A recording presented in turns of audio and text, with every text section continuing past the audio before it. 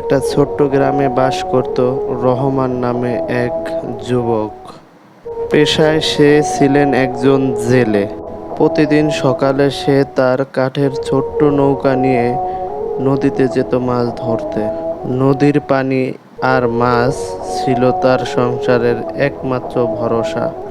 খুব বেশি আয় হতো না, কিন্তু যা পেত তা দিয়ে কোনোভাবে চলে যেত তার পরিবার। স্ত্রী সালমা এবং দুই সন্তান রিফাত ও তানিয়ার জীবন। রহমান চাইতো তার সন্তান যেন লেখাপড়া শিখে বড় মানুষ হয়। সে নিজে কোনোদিন স্কুলে পা রাখেনি, কিন্তু স্বপ্ন দেখত তার ছেলে মেয়ে একদিন স্কুলে কলেজে গিয়ে বড় মানুষ হবে, কষ্টের জীবন বদলে যাবে। দিনগুলো চলছিল ধীর গতিতে। কষ্টের ভিতর ছোট ছোট সুখ ছিল। হঠাৎ একদিন সবকিছু থেমে গেল। সেই দিনটি ছিল আর 10টা দিনেরই মতো। রহমান খুব ভোরে বেরিয়ে গেল মাছ ধরতে। হঠাৎ করে আবহাওয়া খারাপ হয়ে যায়। প্রচণ্ড ঝড় আর ঢেউ তার নৌকা উল্টে দিয়ে যায়। নদীর মাঝখানে কেউ ছিল না সাহায্য করার মতো।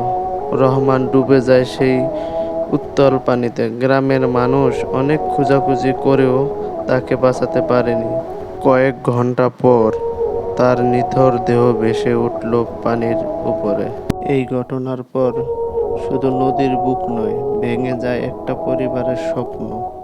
সালমা যেন পাথর হয়ে যায়, কাঁদতে পারছিল না। রিফাত আর তানিয়া বুঝে তাদের জীবনের বড় আশ্রয়টা হারিয়ে গেছে।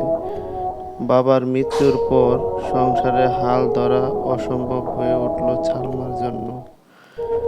খাবার জোটাতে যেখানে সমস্যা, সেখানে পড়াশোনা তো বিলাসিতা। এক সময় বাধ্য হয়ে রিফাত স্কুল ছাড়ে। তানিয়া আর বই খুলে বসে না। সংসার চালাতে রিফাত চলে যায় মাঠে ঘাটে কাজ করতে। তানিয়া মায়ের সাথে গ্রামের বাড়িতে কাজ করতে চলে যায়। তাদের চোখে বাবার স্বপ্ন এখনো ভেসে ওঠে, কিন্তু বাস্তবতা এতই কঠিন যে সেই স্বপ্নে ধুলো জমেছে।